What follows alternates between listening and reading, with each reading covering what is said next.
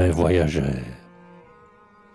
Amis, vous revenez d'un de ces longs voyages qui nous font vieillir vite et nous changent en sages au sortir du berceau. De tous les océans, votre course a vu l'onde, hélas, et vous feriez une ceinture au monde du sillon du vaisseau.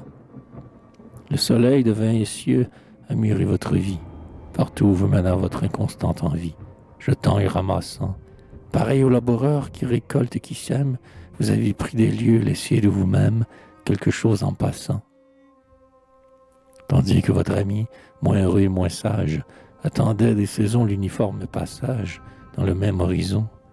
Et comme l'arbre vert qui de loin la dessine, à sa porte effeuillant ses jours, prenez racine au seuil de sa maison.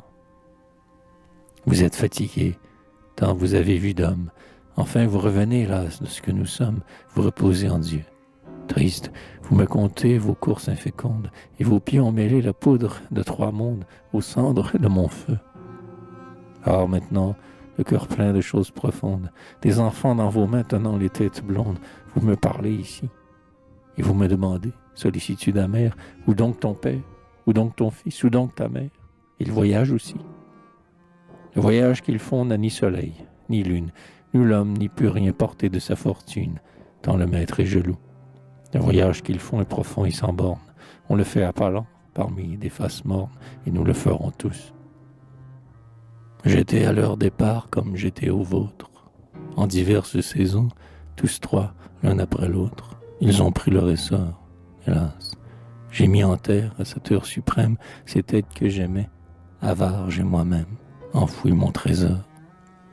Je les ai vus partir, j'ai, faible et plein d'alarmes, vu 3 fois un drap noir semé de blanches larmes, tendre ce corridor.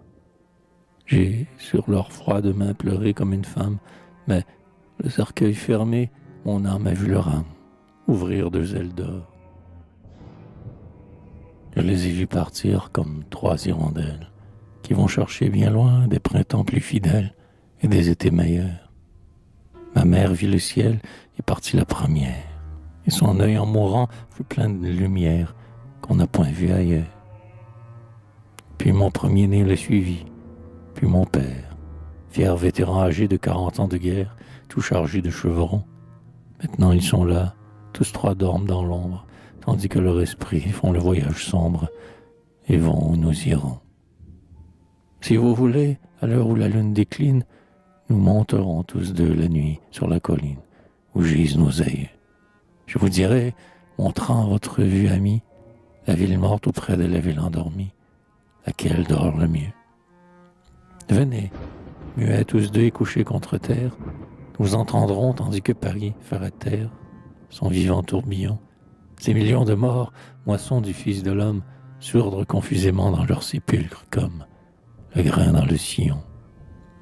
Combien vivent joyeux qui devaient, sœurs ou frères, faire un pleur éternel de quelque ombre chère, pouvoir des en vainqueurs. Les morts durent bien peu, laissons-les sous la pierre, hélas, dans le cercueil ils tombent en poussière, moins vite qu'en nos cœurs. Voyageurs, voyageurs, quelle est notre folie? Qui sait combien de morts à chaque heure on oublie, des plus chers, des plus beaux? Qui peut savoir combien toute douleur s'émousse, et combien sur la terre un jour d'herbe qui pousse efface de tombeaux?